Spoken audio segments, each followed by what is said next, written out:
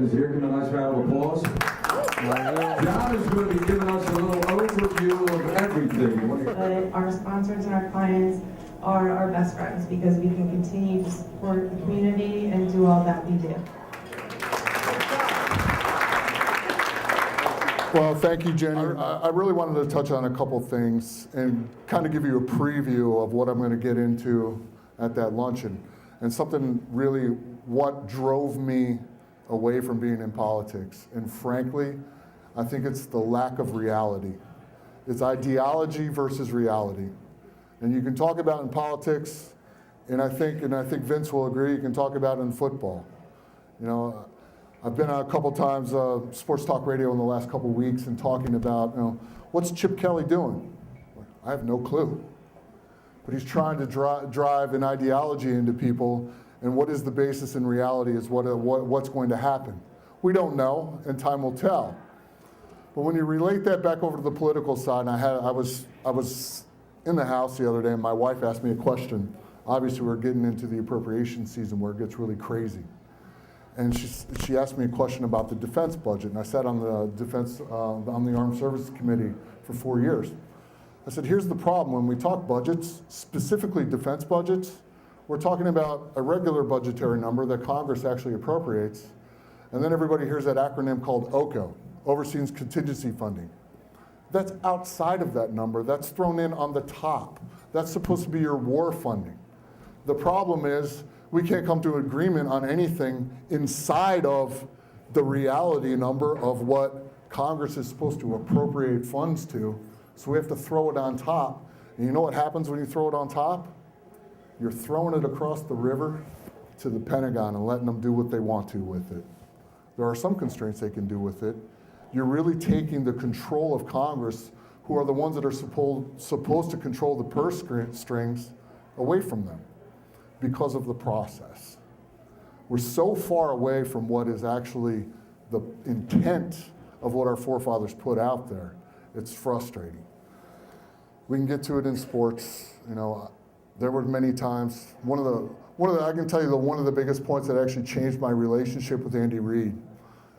Believe it or not, I was on the radio with Howard Eskin, of all people. I was at the Philadelphia Auto Show, and Howard's one of those ones where, you know, he sees a little crack and he'll stick a stick in it and then find a rock and a bunch of dirt and keep prying it until you start talking.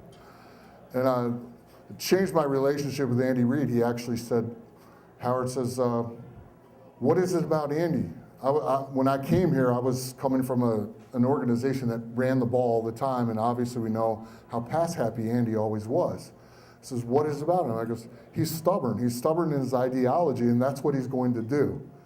And I apologize to him for that. I goes, but that's just how I feel about it. That's my opinion. And he asked me not to express it publicly, and this is probably the first time I've ever expressed it publicly since then. But that really changed my respect for the man and really made me look at him in a different light, because it's really those type of things that you can actually work through in a relationship from a leader to a follower. And all of a sudden opened my eyes up to see everyone's leadership style was really different, and his was very different. And it truly came from a personal relationship and a personal conflict we were willing to work through to get there. And then learning through that process and actually trying to take that stuff to Washington, D.C. Because you know what's lacking there? And I tell people all the time, what we have in Washington is exactly what Newt Gingrich wanted back in '97. He wanted every member to go back home and be with their constituents and not have personal relationships with the people in Washington, D.C. that they have to cut deals with all the time. And that's exactly where we're at. That's exactly what Newt brought to the table, and that's exactly where we're at. And that's the road we're moving down. I know all of us in this room as dealing in business every day, it's really about a lot of times when the deal comes down to, I know you and I know your name. That's really the difference in the deciding factor at the end of the day a lot of times. And you know, it's something that was very hard to really break through in Washington, and frustrated the hell out of me, truly. I went there with all the greatest intentions in the world, to serve and to really change things, and found out it was impossible, because at the end of the day, the selfishness, the desire to just perpetuate and talk instead of actually executing and getting things done. And I'll leave you with this one last analogy that really, really pushed me over the top, and it stood in my mind. As a rookie in the NFL, and believe it or not, I played for the Houston Oilers. The last year in the NFL was 1996. You know, you got the, whatever they call it, the eighth wonder of the world, the Houston Astrodome, right? Show up in there with my first game, my rookie year, I'm standing on the sideline. There are 4,000 fans for kickoff of my first NFL game. And I'm like, I went to University of Michigan. There's 110,000 fans in the stadium every week. 4,000 fans. I can hear the coaches on the other sideline screaming at their players on the field. That's how little amount of people that were actually in there. And it got to the point where, and then this is where I want to go, it got to the point where we ended up being like 5-2, 5-3 after a certain amount of time. All of a sudden there's 45,000 people in the stands because you're winning. What is winning? Actually accomplishing things and not talking about it. Well, I've seen it in my time here in Philadelphia, and we'll use our NFC colleagues here to the south down in Washington, D.C. They always seem to spend all the money, have great teams on paper, and talk about winning championships all the time. And what happens at the end of the season? They never get the W's. They can talk about it all the time and have a great media story and have all the lead-ins on SportsCenter all the time, but never do it. And I took that analogy and picked that up and moved that into the government aspect. And it's really about people about talking about stuff and not executing.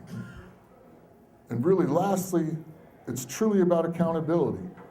And I'll remind you of this, and I hate to say this to you because truly it's people prying on the lack of the constituency not educating themselves.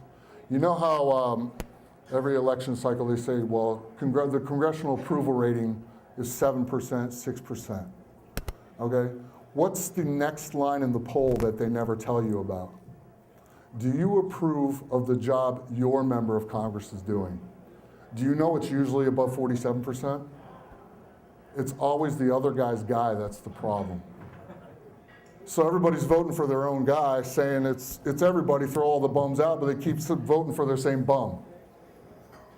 It's truly, it's about education, it's about accountability, and it's really, at the end of the day, it's about W's. It's about changing this.